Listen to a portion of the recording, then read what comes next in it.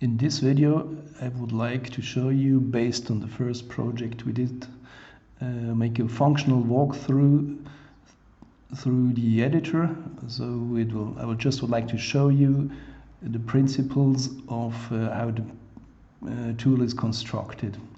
We started with this getting started page where the basic functionality is visible in this flowchart principle. On the left hand side we have all resources which are needed for the project. On the right hand side we have the property pane where the objects can be configured. The basic ID, we work from left to the right. We have on the left hand side these 4 basic groups with information sources. The first group is project files, all the views which make up our project on which we can work on. The second tab contains the files, which are the resources which are assigned to the project. Basically automatic, or you can add it manually. I can choose the view on which I want to work at, and it will open that.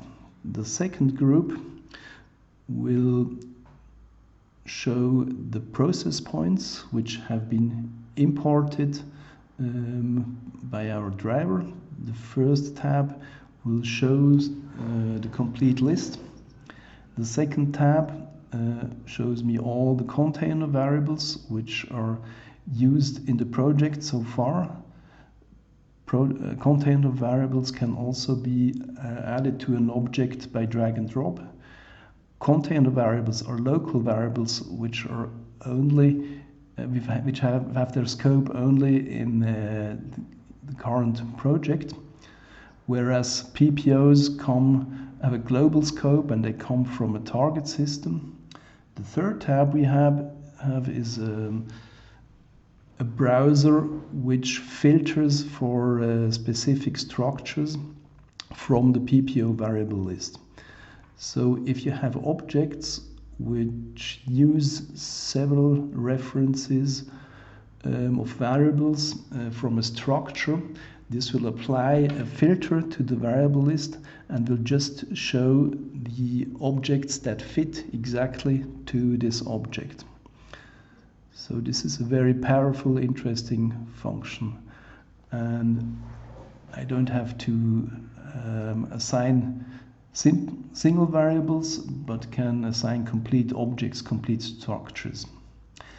Now we see the SVG library showing all the SVG icons and objects as resources. The fourth group are settings of the editor. So first thing, the view tab shows the default settings for views when you create new views. The second group is runtime settings. So this will define how the HMI will react when it's running in the browser. So we have, for instance, the refresh period, which can be set to 200 milliseconds, for instance. Here you define which view the project will start with when you open the HTML page first. Then you can define the default language with which the project starts first, and many more things. Then we come to the build options. So this will define various options, just which have a rather technical background. The deployment, where will the project be sent, will be deployed by HTTP post, and what are the options. We have advanced settings. So what is the project type? Is it SCADA or just on an embedded web server on a PLC? And last is the grid settings, which can be chosen. We also have the pull-down menus, like in the older versions of the editor, where all important functions can also be called from. Then on top we have the toolbox containing the most important functions for the project modification and deployment. And this button here will activate or deactivate the toolboxes which are visible in the view. On the left hand side we have the basic objects of SpiderControl, basic painters, which can be configured by the basic properties. And on the upper hand side we have macro libraries, the galleries, which contain suggestions on how the objects could look like, what possibilities that are offered by SpiderControl, and I can import an object from this gallery and can then have a look in detail how it works, how it effectively is configured. So to each and every basic object there are galleries with several suggestions on what you can do. So furthermore we have the possibility to open the File Open dialog, which allows to directly insert macros not from the gallery but from the file system. And so these macros can also be defined by the user. So a user can set up, configure his own macro gallery. Other functionality is a group and the ungroup function. Or then we have the option to send an object to the foreground or to the background. When we move over to the property pane, where we have different tabs to define the different properties and complexities of an object. The main tab is the basic property tab. In this tab all the basic settings of an object are suggested or shown. So I have the possibility here to select or unselect the suggestions which are made by the tool. So this is the most easy way to getting started. If you want to go more in depth how the internal construction of such an object works like, I will choose the extended mode, and the extended mode will show me in detail which actions are assigned to the object and how it is done. So we have repaint actions, we have an assignment of the variable, we have options on how the object will show the variable, will show its specific contents, how it will center the text, and here we have this drop shadow action. We look at the actions. So what this defines what happens when I click on the objects during runtime. An edit field will activate this pop-up dialog functionality, which just makes it editable. In the next tab we have the crossref functionality. So this will show me from a selection of objects which references are effectively used in total, and I can modify the references from this central point. So if this reference here, iCells OTF PPO, is used in several objects, I can centrally modify it and it will apply it to all the selected objects where this reference is used.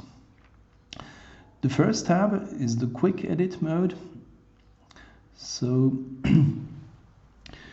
the quick edit mode gives me the possibility to define myself which parameters of an object are important and what should be shown when you want to use a library that you did by yourself and which you want to optimize to be used in a project.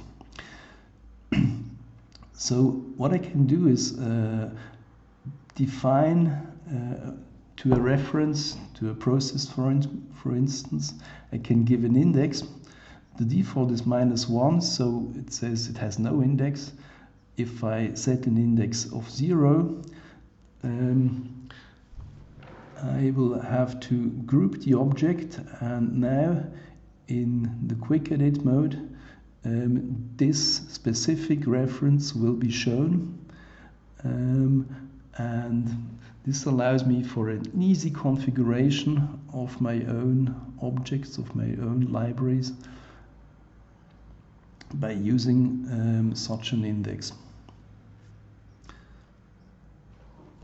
And of course, if I have used the same process point, the same reference for several actions, for several objects even, it will show only one time, and I have the possibility to have a fast and easy modification of this property. The last tab contains the SVG vector graphic settings. So these are relevant when I add a vector graphic. So I will open my library and select an object. I will move to SVG properties and I see now all the properties which are defined inside the source code of this SVG. There is also a video which goes into detail how I can not also dynamically modify properties by code injection. So basically this is the overview of all the functionalities. We have here the output window which shows build informations, and there is also a find and replace functionality which allows me for exchanging properties also all over the project.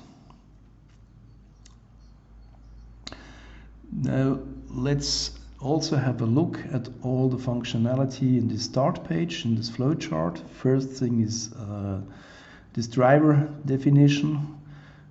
The second function is the style selections. So we have several libraries which are prefabricated, and I can choose one style, and whenever I add a new object, it will be selected from this style library and added to my project. So if I change to dark mode, for instance, the button will look different, or yeah, it's more different for an edit field where we see a difference between light and dark mode. So we have this black optic. Here we have a function to add a new view. When I press on it, I can select the name. It's exactly the same functionality which is called from here, from the pull-down menu.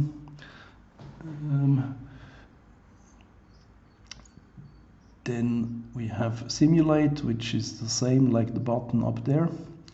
And we have the deployment, which is the same function as in the toolbox on top. Down there, there is release notes which indicate in detail what the changes were of the current version. We have a set of help videos, the link to video tutorials on our tutorial website. We have a couple of sample projects which show specific topics for responsive designs, for complex draw functionalities, and all kind of different things. So I can import or simulate the project from there. Open project does the same thing like the pull down menu. Project configuration will open the tab on the left hand side. Then we have a parse variable list function which has to be pressed every time a source of variable which has been imported has been modified. So the editor has to import the list again. We have a PPO init dialog and a container init. In the PPO init dialog, it will show us all variables which are currently referenced, which are currently used in the project. And we can hear the properties of the variables. So, for instance, the format where we can define a floating point display, how many, then we go to container initialization. This allows me to define an initial value which will be used when the project first starts and sets the respective value. Then we have the language resources. So this contains all the language tags in all the different languages that we use.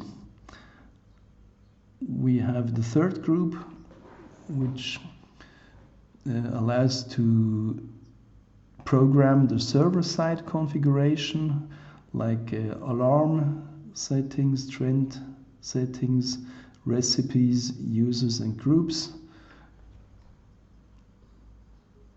So these are the most important functions which are provided by the editor on this start page. And on every topic we have other videos showing this.